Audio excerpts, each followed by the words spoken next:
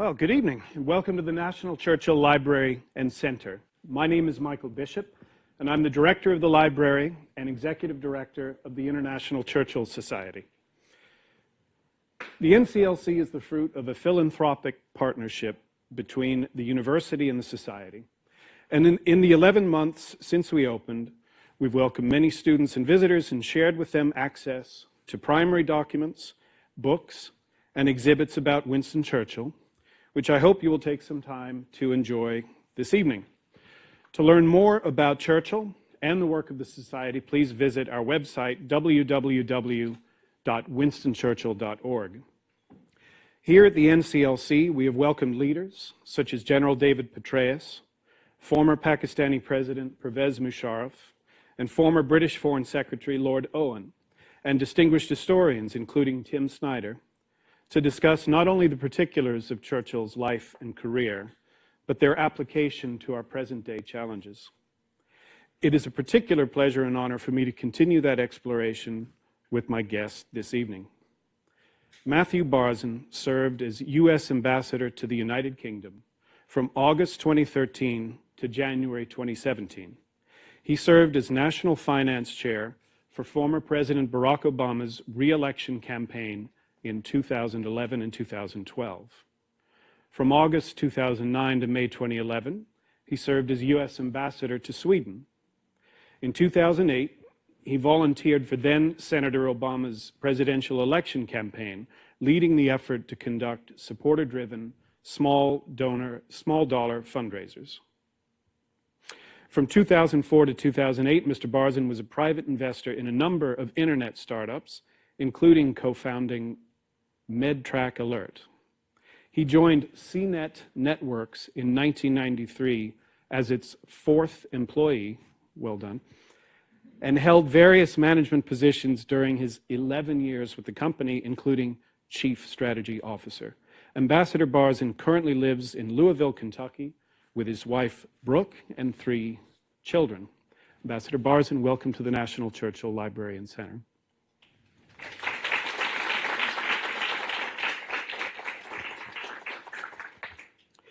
So now you've had a little time to settle back home in Louisville after 3.5 years in London.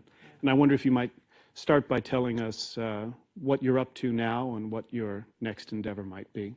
Sure, thank you, Michael. Despite my background in internet technology, I cannot figure out this microphone. I've been subtly... Oh, there we go. Button. Okay. Does that work? Can I get a job with CNET now? Excellent, yeah, done. Okay. Michael, thank you for that introduction. Thank you, and congratulations on your 11 months of leadership here. Great to be with all of you. Okay, so I've been back, I guess, about 7 months. I'm adjusting. I miss it. It took me way too long to change my iPhone back to American English. So those of you, we have a big international crew here. Let me just tell you, if you email your American friends and you spell the word humor with an extra U in it, they don't find it funny. They find it really pretentious. Mm-hmm. But so far, so good. Good. The ambassadorship that you held at the Court of St. James's is the most prestigious in this country's diplomatic service. And your tenure coincided with what we might call one of the more interesting and volatile periods in modern British history. And you and your wife presided over countless glittering and, as you keep reading in the press, legendary events at Winfield House, your residence. Looking back, what are the experiences that loom largest in your memory? You know, the thing I miss, what was fun today, every day I would wake up and we didn't have a uniform as diplomats, but the closest thing we got, can you see this little flag pin? You know, I don't know, they cost like 20 cents or something, but I loved it. And it has a UK flag, and so the Union Jack and then the American flag, and you can get them in every possible combination right around the corner. But it sort of reminded me of my job, so I put it on today. I don't usually wear it every day, but it reminded me of right when I got to the UK, I was in London where our embassy was, and then my first trip I took to Scotland. So I go up to Scotland and I'm wearing my little flag pin, and the nice woman who runs the consulate up there sees me at the airport and very subtly but deliberately like takes it off of my lapel and sticks a new one on. And this one has a Scottish flag and an American flag. And I was like, oh yeah, okay, right. Then like 2 weeks later, I take the train to Wales. Same thing. I meet a guy in Wales and he like swaps it out again and sticks the Welsh flag and the American flag. So then my third trip is to, you probably guessed it, Belfast. So I go up to Northern Ireland. And this time I finally learned my lesson. So I don't wear the lapel pin. And I meet the guy there and I'm like, come on, hook me up.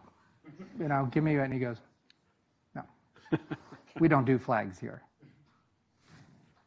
You know, which is kind of serious. Like they don't do flags for a reason. And there was a place where, even since the Good Friday Accords that you all may have studied or some of you have lived through, they are building in big parts of Belfast things they call peace walls, right? Which some people who might not know is like, oh, that's an oxymoron. You don't build walls during peace. Well, that's not true. For certain members of those communities, it's very real and isn't an oxymoron at all. So I miss going and wearing this thing every day. And the thing I miss most, I guess, is I got this call the other day from shall remain nameless, but a well-known cable TV network. And I knew this producer a little bit when I was over in London. And he keeps trying to get me to go on cable news and say things. And I don't want to. And so, but he thought he's a nice guy and he's persistent. So he gets me on the phone and his pitch is as follows. He's like, Matthew, come on the show. You've finally gotten rid of the shackles of diplomacy and you can tell people what you really think. And I thought for a moment, I was like, okay, that's he thinks is a good pitch. It is exactly the opposite of how I feel. I didn't think that diplomacy were shackles, right? Sort of the opposite. I liked not having to, it was frustrating at times, but it was nice not just getting into partisan trench warfare here in America or diving into their trench warfare of entrenchment of their politics and playing a diplomatic role. And then the second thing he said was like, and tell people what you think. And the thing I miss most is asking people what they feel, which I had the great privilege of doing to 20,000 high school seniors all across the UK. And I brought one here as a little show and tell. So I went around, and they didn't want a lecture from an American diplomat. I certainly didn't want to give them a lecture. So I'd go around, we'd gather in a group just like this, probably 150 kids at a time, and I'd just give them a blank piece of paper sitting on their chairs, and I'd give them an embassy pencil, and I'd say, please draw me a picture of something or a word that frustrates, concerns, or confuses you about the United States and what we're up to. So the kids would start drawing and writing, and then I'd say, flip it over and draw a picture, please, of something that gives you hope or that you like or inspires you about the U.S. So we did that. So here is the results of 20,000 British kids, and you can't see it from there, so I'll read it to you. The frustrations, guns, number one, half the kids write guns, followed by police brutality and racism, and then healthcare, and then towards the end, Trump and walls. And on the positive side, freedom, technology, American dream, opportunities, and food. Who knew? So I miss listening to and learning from 18-year-olds in the UK. I hate to get back to gritty politics, but as we all know, Brexit was not just an event, but a continuing process, and one that has taken some very interesting and unexpected turns, not least a really shocking electoral reversal for the Prime Minister, Theresa May. You had a front row seat to that vote and to the sort of Game of Thrones that followed it. What is the state of play now from your point of view? I mean, I'm just reading probably the same thing that you all are. So it takes about like weeks, not months, to feel out of touch. I mean, I'm sure you guys who aren't from Washington, D.C., it's hard to feel really in touch with home. And this is complicated by the fact that I have given up all social media. So I am really out of it. So the short answer is I don't really know where it is right now. I certainly, during my time there, in the run-up to the referendum, It dominated all discussions. I guessed it. I was in a big group of people who guessed it wrong. And then afterwards, it didn't. I mean, these things, I think it's interesting. Like, so if you go back to the Scottish referendum, right, which we as the United States did weigh in on, we said, of course, it's up to you, but hey, if you ask us, we're kind of best friends, so we'll tell you what we think. We think the United Kingdom is great united, but hey, it's up to you guys. And that made lots of people who wanted Scottish independence very angry at President Obama and me and anyone who had said those things. But I'm glad we said what we felt. I think that's what friends ought to do. And that, of course, was supposed to settle the issue of Scottish independence. And everyone said it on both sides for a generation, right? So they have the referendum. They decide whatever it was, 55-45, to remain in. And I think for like 10 days, it was resolved, and then it all heated up again. So it resolved it for a generation of fruit flies. And these things tend not to solve things. Right. And I don't think this thing is a problem to be solved. It's a difficulty to be dealt with. And that's what we're going through now. All right. I'm going to be like that producer who tried to tempt you to be undiplomatic and see how far I get. But you were present, I think, for President Obama's in-person intervention into the Brexit debate, when during the course of his remarks, he said that if Britain were to exit the European Union, they would go to the back of the queue for any future trade deal with the United States. There were suspicions, given the turn of phrase, that this was language that was sort of fed to him by Downing Street.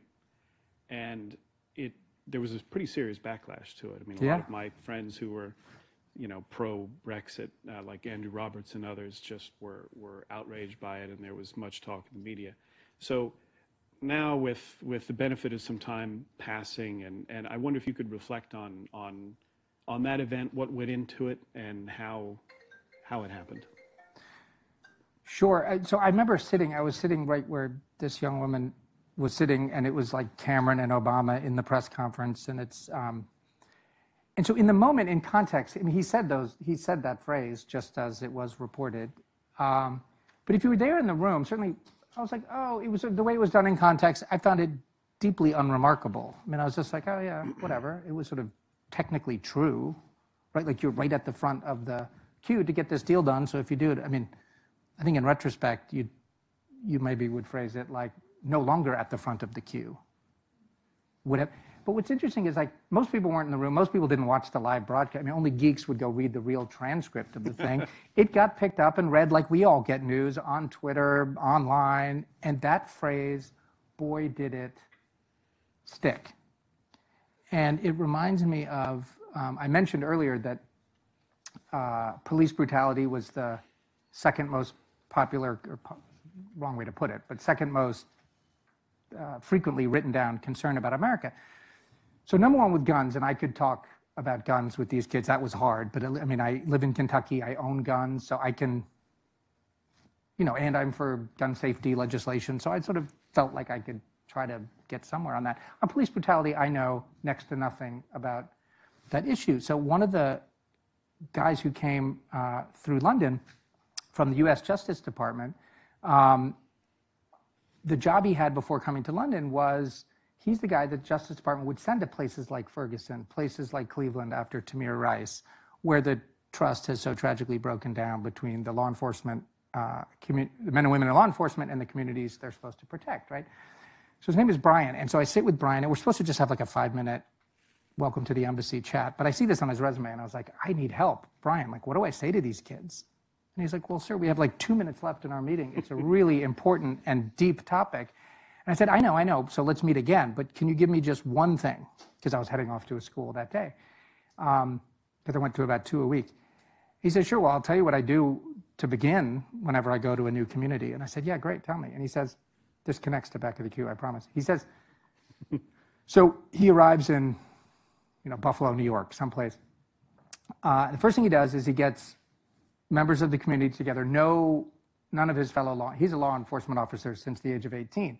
But none of those folks, just the community, grandmothers, grandfathers, parents, civil activists, whatever it is, gets them together, and he puts one word up on the whiteboard or the blackboard or the PowerPoint or whatever, and he just says, write down the the first word that pops into your head. We're not going to play this game, but you can think about what you would write down. So the word is housekeeper. Housekeeper. So he said, look, if you get 100 people, you're going to get like 100 different answers, 50 different answers, whatever. Some people will say they'll write down mom because their mom worked as a housekeeper to put them through university, or they'll write down promotion because they want to get one so they can hire a housekeeper, or they'll write down the name of a immigrant community in their particular city who disproportionately is taking those jobs at that point in history to plug into the economy. So a whole wide range. I'm like, okay. He's like, and then he goes and meets, and he gets about all his brothers and sisters in law enforcement together in a room, and he plays the same game. And he's like, and guess what they all write? They all write nearly the exact same word. I have no idea where this is going. And I was like, what's the word, Brian? Thief. Thief. I was like, whoa. And of course, you know, and I'm sure you've read about this or maybe have more direct experience than I do. I mean, the fancy name for that is implicit bias. But what's going on is, and he explained this, he's like, look, most of us law enforcement people didn't grow up in households that could afford to have a housekeeper. Most of us don't make enough money to afford to have a housekeeper. So the only ones we ever meet are on the job. And they're either accused of, or a subset are guilty of stealing something. And he said, look, that doesn't solve anything. But once you reveal, which is the final part of this story, he then shows his fellow law enforcement officers what the community they're supposed to protect, what they think of housekeeper, and the wide diversity of words that they come up with, and they have this one answer to it. So I started to think, okay, so that was helpful to the police brutality discussion with these kids. But more importantly, I started to wonder, oh dear, what are the words I am using as a diplomat every day that I think are kind of benign or neutral, like housekeeper, but are pressing other people's buttons? I will throw out some. I mean, I must have said multilateral free trade deal with the European Union to protect intellectual property, the rule of law, the international rules-based order. I mean, this is the kind of diplo gobbledygook that I did a brisk trade in. And clearly, big groups of British citizens and big groups of my fellow citizens back here in America hear all those words and they think thief. Yeah. I mean, it's interesting. I mean, you could think about it. Like, when you say Churchill,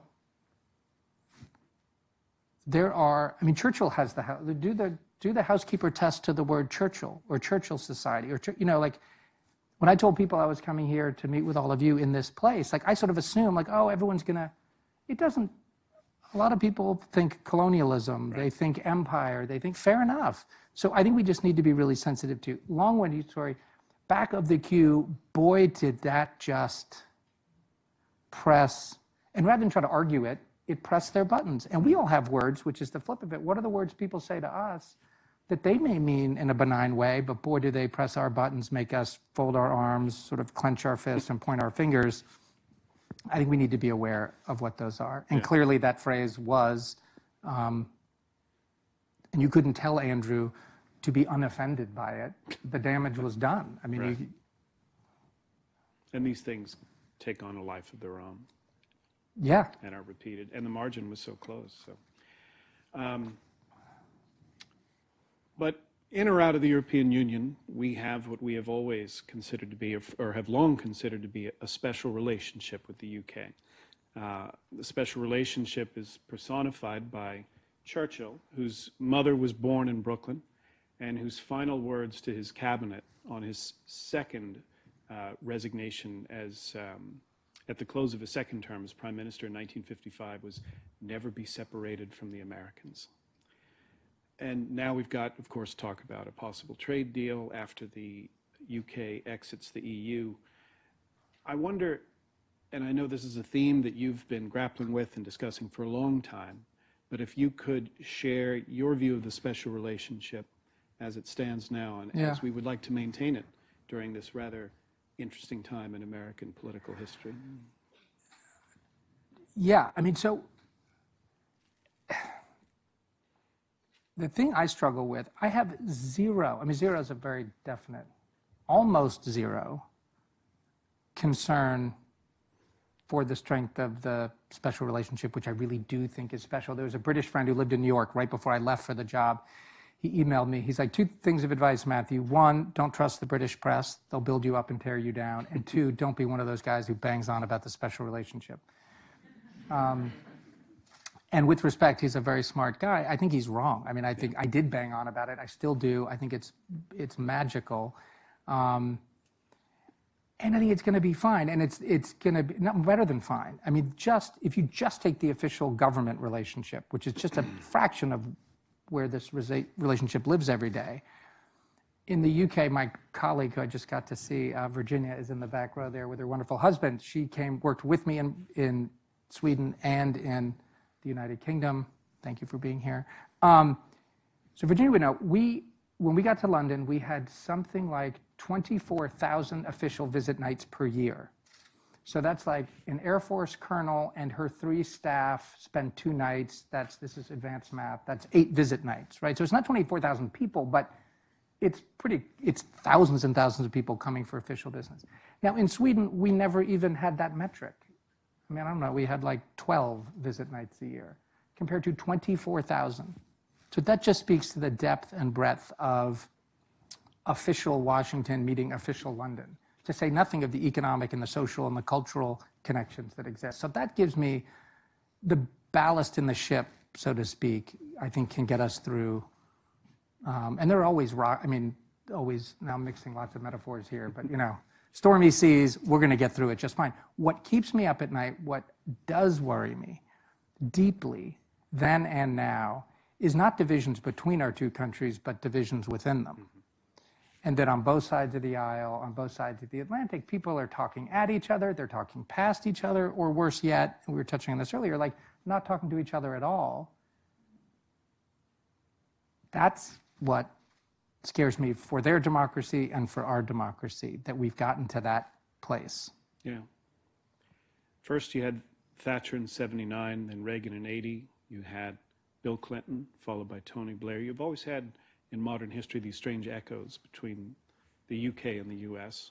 And now with Brexit and the election of Donald Trump, you have some similar dynamics as well. So yeah, I remember, I think I'd been there 6 whole days.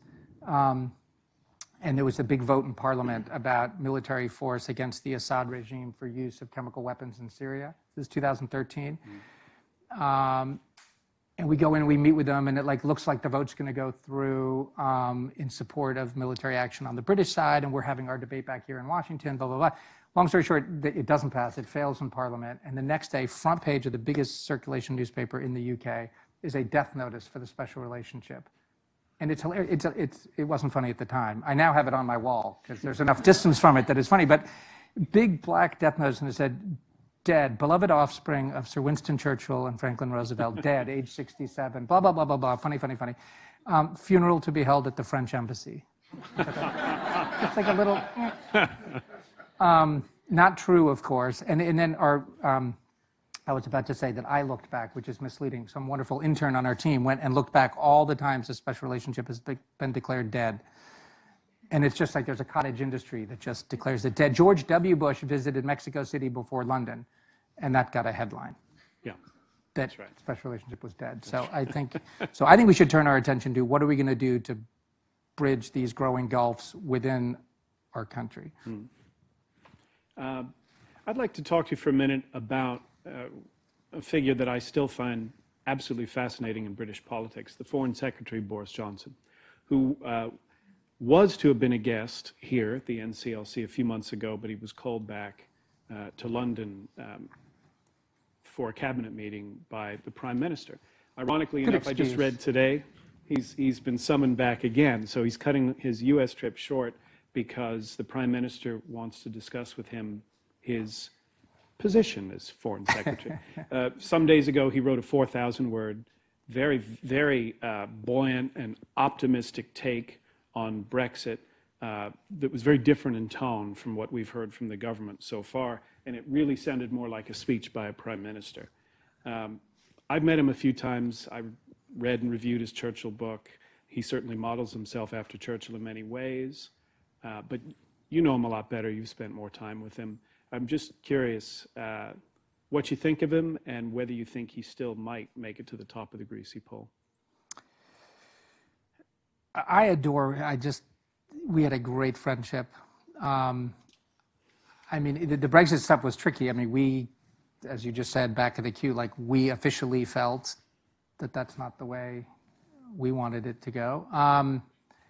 And so we started to be friends when he was mayor of London. And actually started sort of awkwardly because the big thing, I mean, big thing, it's not a big thing. No one really cares, except when a new ambassador arrives, it gives an excuse for people to rewrite a story about those Americans and how they don't pay the congestion fee in London, which gets conflated, fair enough, even though it's not fair, into like, oh, you America, I mean, it talked about pressing buttons.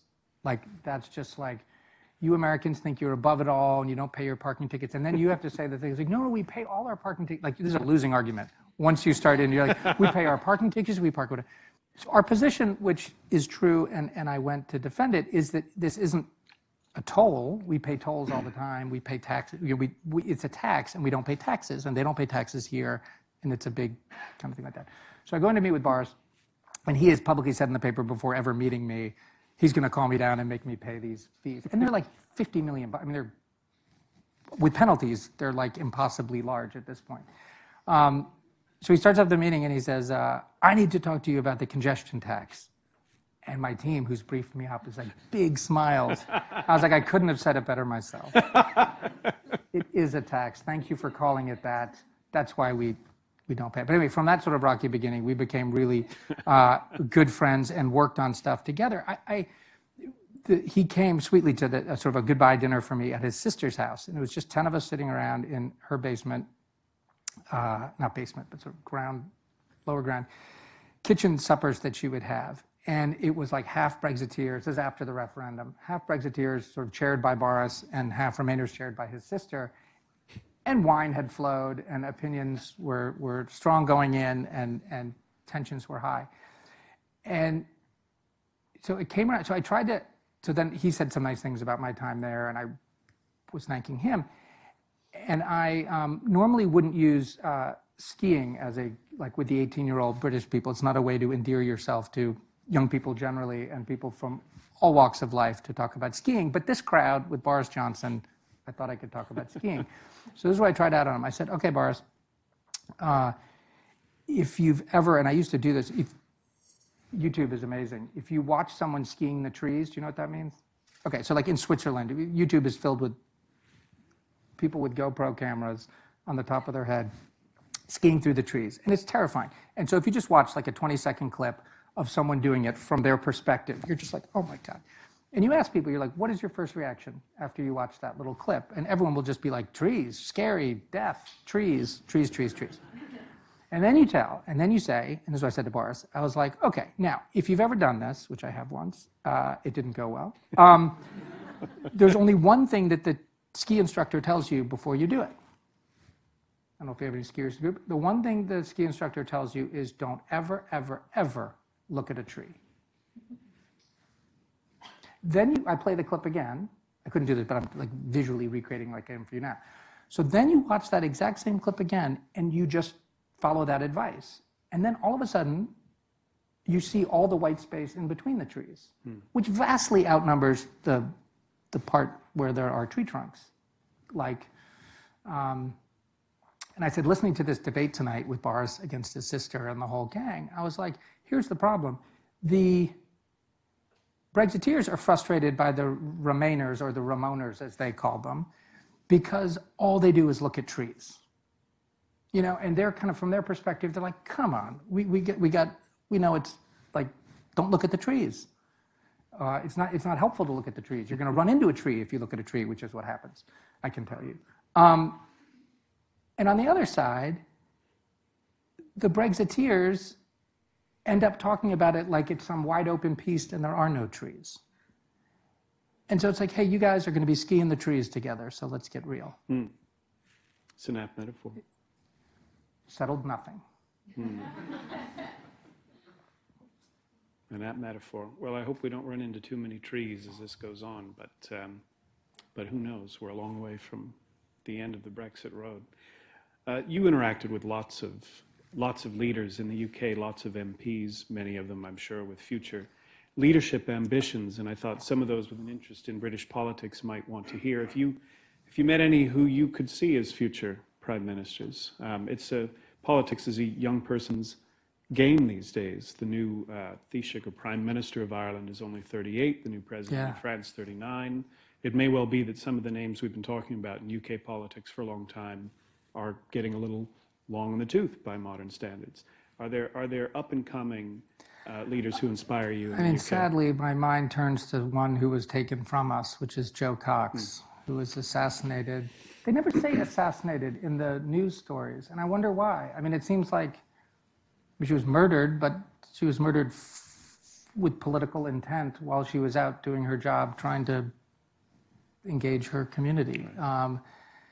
And there was a wonderful group of young people from the UK that the embassy sent over. It's one of the best things we do in US diplomacy, your tax dollars at work if you're American. That Meridian, your friends at Meridian run, so this was, I think, 15 high school kids and 15 slightly older kids on a Jo Cox Memorial Exchange program coming here to the United States. So I got a chance to talk with that group. So she was an incredible, bright star who was taken from us. Yeah, I think one less, I mean, I can't predict. I mean, there's lots of talented ones. I mean, Boris does have, like, by American, like, he stands out, and he's not young in that, but he gets that sort of retail politics that I think Americans particularly are drawn to, because it's sort of what we like in politics. But remember, you get to run for seats that you're not from, which strikes us, I mean, we have sort of carpetbaggy stuff sometimes here, but like generally, you sort of are from the place you're representing, and obviously in their system, it doesn't work that way at all. So, and there's no primaries, right? So you just sort of, people get picked on these. So it's much more of an insider's game. So you can get people pretty far up who, I think by our standards, sort of aren't good at what we might think of Americans as sort of being political and winning people over. Did you ever get annoyed like I did when you'd hear British people complain about how long their campaigns were? And you would shake your head and say, oh my God, you have no idea. Absolutely. I was in Sweden watching the 2010 election. That I mistakenly once in front of a Tory friend, I was like, well, when Cameron won, and I couldn't even finish the sentence, he's like, he did not win. I was like, oh yeah, right, because he had to go into coalition, which didn't, if you were a Tory, didn't feel like winning. But Gordon Brown had that sort of infamous event, and I think it was 3 weeks out, and the BBC sort of earnest reporter at the end of the segment, after he'd made this gaffe on the campaign trail, it is interesting to see whether this slip will have any impact so early in the campaign. I was like, so early? Yeah, it's amazing. It's like 3 weeks out. So yeah, so I don't, I mean, so I don't have any good predictions for you. I'm not holding them back. I just. Oh, okay. Not being diplomatic. No, by the way, diplomatic is, I mean, in the way you use it, I remember one of my final interviews, this nice woman was interviewing me on Sky, and she's like, oh, how diplomatic. And I stopped in the middle, I was like, that's not a compliment, is it? And she's like, no. Thank you. Good to know. I wanted to talk about leadership in a broader sense for a moment, because something very strange and unlikely has happened in the last year. Winston Churchill's become a television and movie star. Yeah, congratulations on your Emmy. Yeah, thank you very much. Yeah, we're collecting them here. So we have The Crown, obviously. We had an abysmal Churchill film earlier this year that sank without a trace, that is better left unspoken about. But then we had Dunkirk, and of course Churchill's spirit and his words are in that film. And then finally we have this wonderful film called Darkest Hour with Gary Oldman, which I saw about a month ago in London, which is absolutely brilliant. And Gary Oldman's portrayal is amazing. Some of this may be coincidental, but I think it's clear that this is in some ways responding to a yearning for leadership here and in the UK. Do you have any reflections on leadership? And its I do. lack Leadership and nostalgia. There's this great British writer who became a really good friend who sadly died of cancer last year, A.A. Gill. I don't know if you've ever read his stuff, but Adrian Gill is his name. and he was in Alcoholics Anonymous, so he called himself A.A. Gill. And he was hilarious and sort of mean. I mean, like sharp and harsh, but a lovely person. And he wrote this great book about trying to understand America, which is called The Golden Shore, I think. Anyway, I highly recommend it. It's a collection of essays. And in it, he reminds us of what the word nostalgia means when it was first coined in the late 1600s. You probably know this, Michael. I did not know this before reading Adrian's book. Like nostalgia, I just was like, oh, it's like fond memories of the past. But nostalgia was a disease, right, that the Swiss mercenaries got when they were far from home. So it's like neuralgia, nostalgia. It is an unhealthy homesickness, largely for a time that never really existed. So I think we always have to be wary of sort of sepia-toned, wonderful past, because in many ways it was wonderful, in lots of ways that we don't know or maybe paper over, wasn't wonderful for big chunks of our fellow citizens. So let's be aware of that.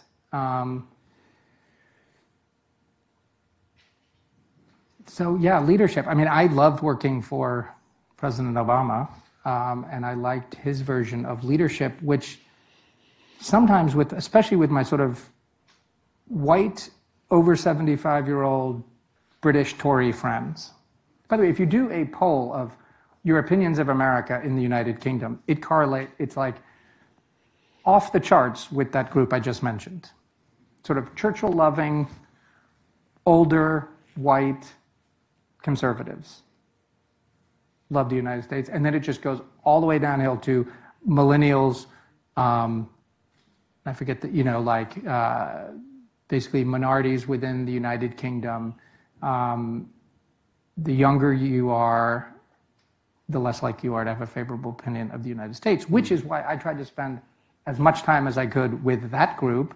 Because interestingly, they liked President Obama, just didn't like the United States foreign policy. And it's like, well, that's convenient to keep those two things separate, but let's get awkward and let's bring those two things together, because he believes in these surveillance policies that you may not like, and he changed the drone policy, but he didn't say no drones ever. So and that may really frustrate you. That's okay. Let's talk about it. Before I open this up for questions from the audience, I wanted to ask you something slightly more personal. The historians among us, and I think many other people besides, treasure and remember the work of your rather amazing late grandfather, Jacques Barzun, who authored 40-odd books, who may be most famous for From Dawn to Decadence, which it seemed like everybody owned there for a long time. He also wrote, I'm not sure how many people finished it, but it looks really good on the shelf. Yeah. He wrote one of my favorite essays about Lincoln as a writer. I wondered if you could just tell us, what was it like to have Jacques Barzun as a grandfather? And among his other accomplishments, he reached the age of 104, which not too many people. Yeah, 104 and 11/12. Our little children were keeping track. So we almost made it to 105. He was an incredible mentor to me, and I miss him all the time. I was just down going through his books, sort of picking out books with his wife, my step-grandmother. I have to go up to Columbia University. They're doing something to honor him on the 500th anniversary of Martin Luther nailing the 95 Theses to the wall. And so it's 500 years of the individual is what they're celebrating, so I have to go say something about my grandfather. So he's been on my mind. I mean, he is always, but it's sort of on the front burner now. And one thing that he said, it's not one of the famous things like on Brainy quote, it doesn't ever show up on these things, but that I love is he said, especially I think relevant to what we're dealing with now, two thoughts. One, he said, especially in this world of big data, he's like, things can be incredibly precise and not remotely accurate. Think about data in the last presidential campaign that was just run. So I just think that's a helpful reminder that we don't get so obsessed with all the little stuff that we miss. I don't think data can, quote, tell a story. Humans can tell stories to each other. Data can't. So That is one thought. The other is his first book he wrote was his PhD thesis, 1937 was the book. The thesis was earlier, and it was called Race, a Modern Superstition, which didn't sell very well. But it's interesting, and he's basically like, this is the worst of groupthink, and he kind of goes through all this. And as a provocative way of starting the discussion up in Columbia, I'm thinking of saying the individual, a modern superstition. Because we're in this strange place now of everyone, and all the good parts of identity politics, which I certainly appreciate and respect. And if you take this individual thing so far, we're all just so disconnected from each other. What are we missing when we go too far that way? So thank you for asking about him. Sure, that's a pretty good lesson from his life and his vision. I'd like to open this up for questions for the ambassador now. We have a microphone right here, so if you'll just go to the microphone and ask your question, please.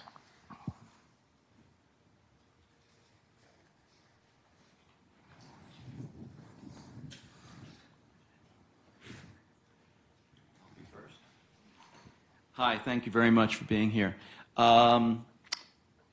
You were still ambassador when Brexit happened, and so I'm sure that you're pretty familiar, even before you left the post, of one of the things that's perceived, at least on this side of the pond, as being one of the thorny issues, which is the relationship going forward between Northern Ireland and the Republic of Ireland, and open borders, and what is going to happen now that Britain is leaving the EU.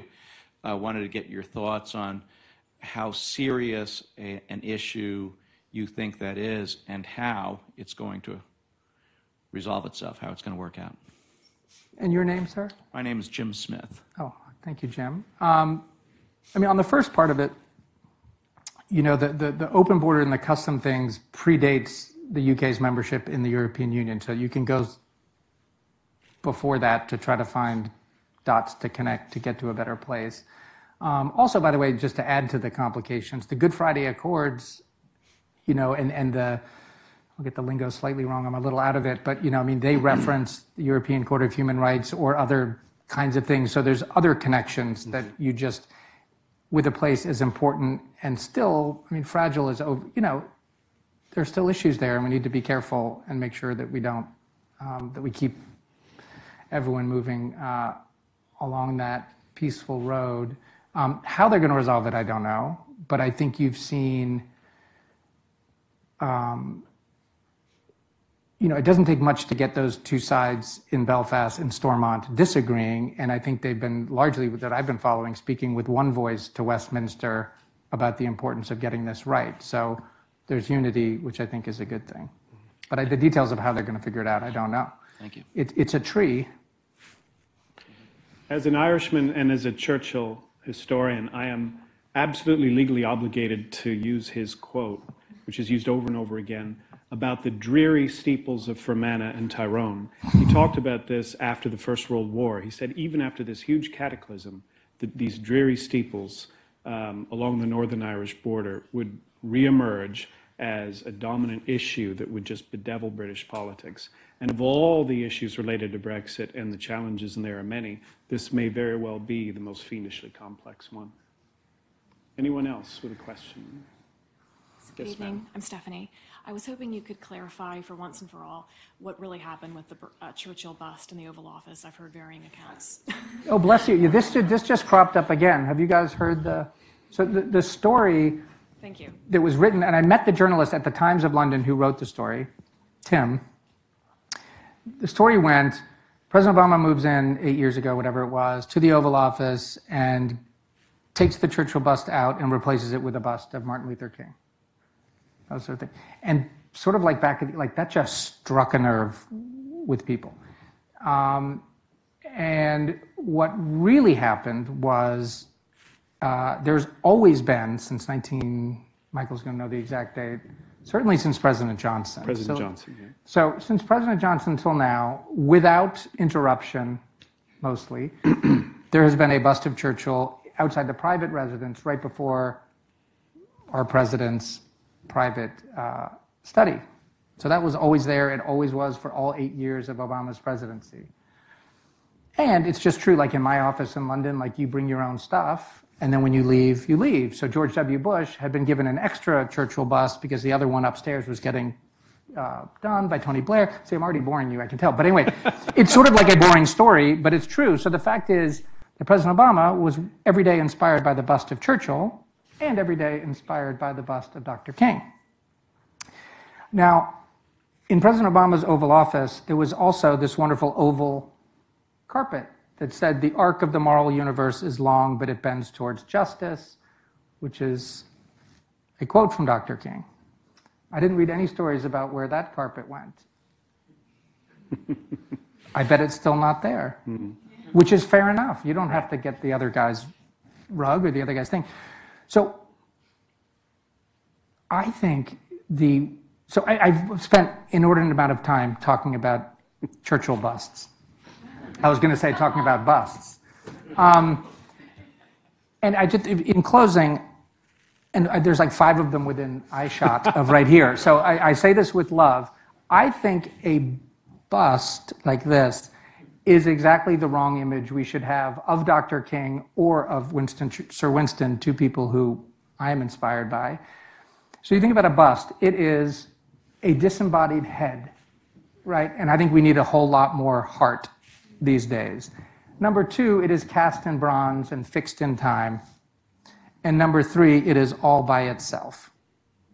And I think about the divisions we're all feeling within our countries or whatever they might be, that we need to be head and heart together, full-bodied, not cast in bronze, and doing it together. I'll just turn that around then. No, I'm out. Next question. Hi, I'm a member of the Society. Very interesting and very entertaining. I hope you make your way to the Society meeting next month in New York in October. You'd be a nice addition. My question is, you were very close to Brexit, and you were very close to the event here of President Trump's winning the election. I think, as a thinker, which you clearly are, the next step is, why were so many people so wrong? Why were so many people out to lunch, basically? There had to have been some basic reasons, whether it be the information they were being fed, innate prejudice. I mean, I'm just throwing things out as examples. What do you think explains the going wisdom, so to speak, to be so wrong from reality? I mean, probably many, many factors that all contributed at some basic kind of crude and not crude, I mean, just basic level. And you could throw Scotland into the mix, even though it went the other way. It's like if you give folks on either side of the Atlantic, with all the economic insecurity, and it's not just economic, it's sort of, where do I fit in? And you give folks a chance to just say, no thanks. That doesn't count for everything, but I think people, it's not just limited to the US and the UK. People are willing to be like, no, I don't like it, I don't like you, I don't like the drift of things. And when you say things like, international rules-based order, to the housekeeper point, or globalization, it's just like, that's not working for me. No, thank you. Follow it up quickly. I mean, that really explains a reason why it may have happened. But what I'm really why they got it wrong?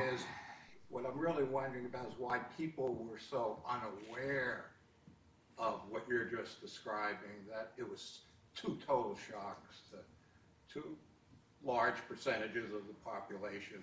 Yeah, I mean, I think sort of echo chambers, and we've gotten pretty good at building our own. And social media kind of helps you do that. I mean, certainly capital cities, they do bubbles really well. How's that for a positive spin on it? But can I share with you, building on your question, this moment that I just wanted to share with you, which is why I brought the big binder.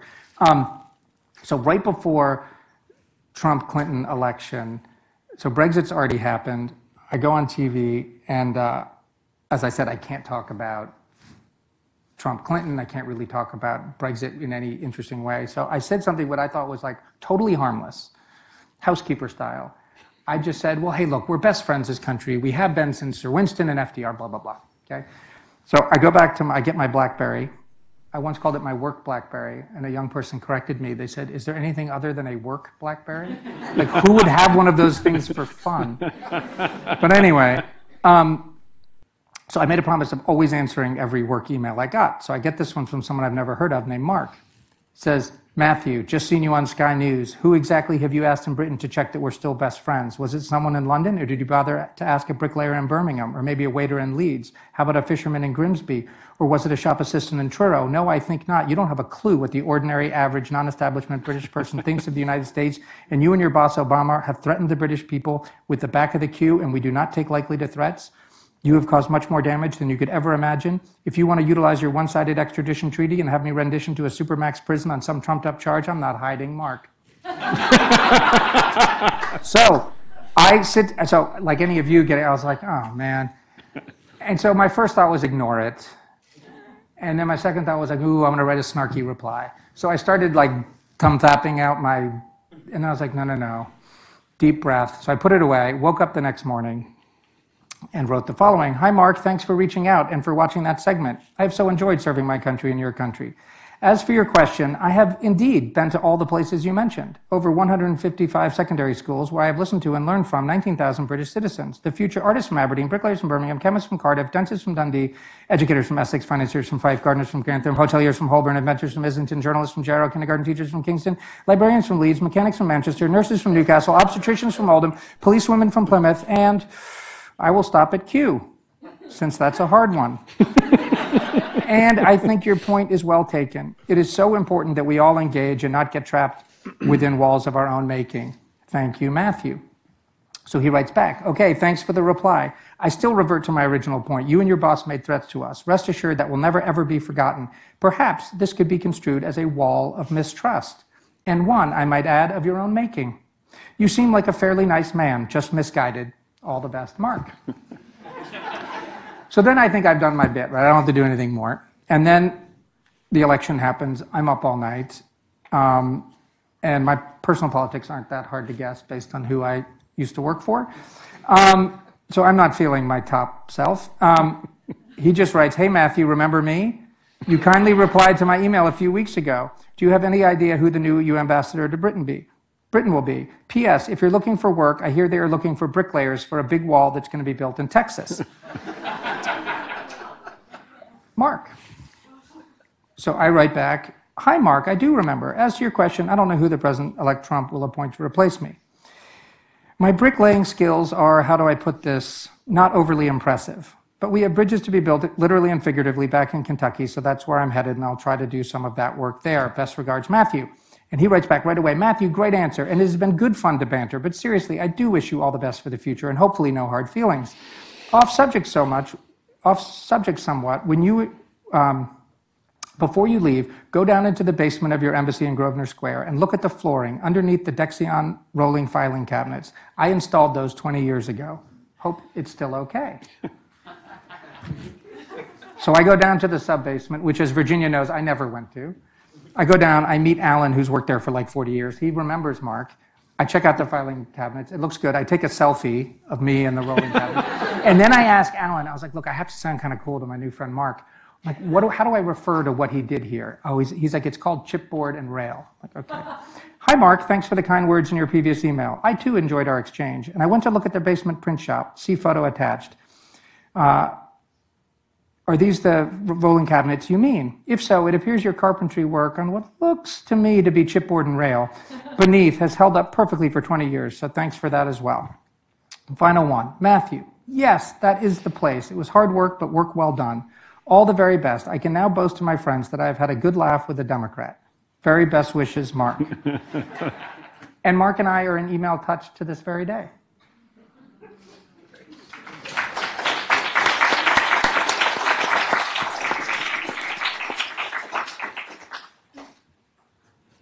Which was a roundabout way of saying we all make our own bubbles, and if you can just try to reach out, whatever your bubble is, Yeah. and try to engage. I didn't change his mind. He didn't change my mind, but we found a It way to doesn't connect. happen often enough. That's the thing. Does anyone else have a question for the ambassador? Please come to the microphone. We have time for just a couple more, I think. Good evening again, Ambassador. It's been a while since we crossed paths. I was a student back then, but I wanted to pose a question that's kind of niche, but I do hope it will have some application since I know there's a class taught at GW on counterintelligence. And with your experience, probably having to take certain security precautions against being monitored by Chinese, Russians, other, groups active in London for obvious reasons, what do you think the counterintelligence implications are of Brexit? Because it almost seems a given that the UK doesn't want to have intelligence sharing be affected with the US, Five Eyes, but counterintelligence seems like it could be affected, if they don't have to abide by certain European privacy standards anymore, or or maybe Russia might assume they're more isolated and a softer target. And any thoughts you can have that you're legally allowed to share would be most welcome. That limits the discussion to a pretty narrow band here. Again, I said niche. But I admit. something. Maybe I'm very well maybe out of it, but the intelligence sharing has been amazing before they got in the EU, was existing. It's Five Eyes. It's done outside the framework of the European Union. It's really good. It's really effective. I see no reason. Have they said things recently that they don't? I've never read anything that's in any but a strong place. And then the other way, the UK and Europe need each other. Mm-hmm. Very understandable. They have a huge need for what the Brits bring to bear in terms of intelligence. So they need each other. And Britain has to make sure, yes, they're protected by water, but these days that doesn't really protect you from a whole lot, as we've all learned. Like cybersecurity, if you could think about just how to name Brexit one. might affect that. So I think we need each other. Europe needs the UK. We need the UK. So I think I see no reason to be pessimistic about intelligence cooperation. Okay, thank you very much. Yep. Thank you. you. Good to see you again. Next question. Hi, I'm Eileen Liu, a freshman in GW. Thank you so much for being with us tonight. I just wonder, as you mentioned before, you did reach out with the young generation in the UK and see what they see about the US. I wonder, have you done the same thing with the US generation? Or would you expect us as the young generation in the US see the relationship between UK and the US? Thank you. Oh, thank you.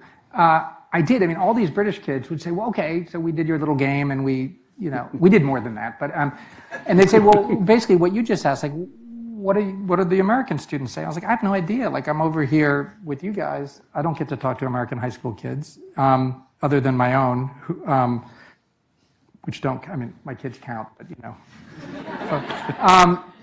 but I just did. So I've been in the last couple of weeks getting out and talking to Americans. So I just got back. I did a session. I've only done a few of these, so we don't have 20,000 cards to base on it.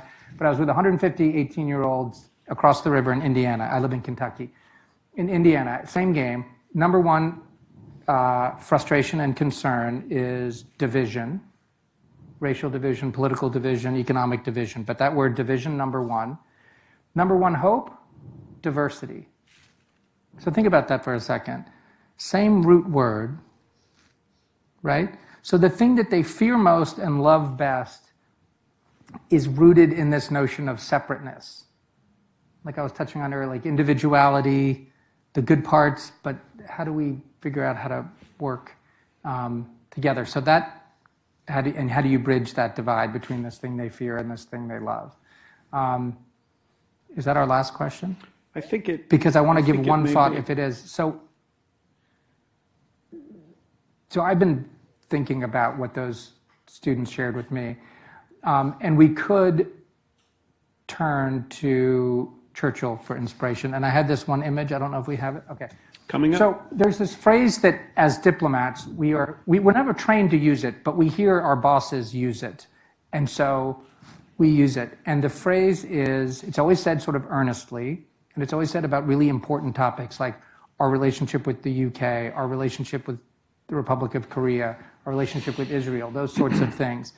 And the phrase is, or the P5+1 in the Iran deal. The phrase is, there is no daylight between us. Have you heard that? And so I said it now and again because you're supposed to. It sounds good. And actually, I've been reflecting on this, and I think it is, I mean, there are narrow cases in which that's a good phrase to say, but I think more broadly, it is first of all, a ludicrous standard of cooperation that is unattainable, and it doesn't account for real life between nations and between people. Of course there's daylight, and we shouldn't fear daylight between us. And I love this image. This is Sir Winston and FDR. They just moved it, according to Michael, but it used to be on New Bond Street, right, a couple blocks from our embassy. And what I love about this, unlike the beautiful statues of Sir Winston and FDR that are everywhere, again, standing alone, these two are sitting together in friendship, and there is lots of daylight between them. In fact, there is space between them for me and you to go sit down. And I love that, because all these things that we're struggling with need each and every one of us, and there is daylight between us, and that's okay, and we can go fill it with purpose and with passion. And so I wanted to leave you with that image as we reflect on Churchill and the United States and the road ahead. Thank you. Thank you, Ambassador. Thank you.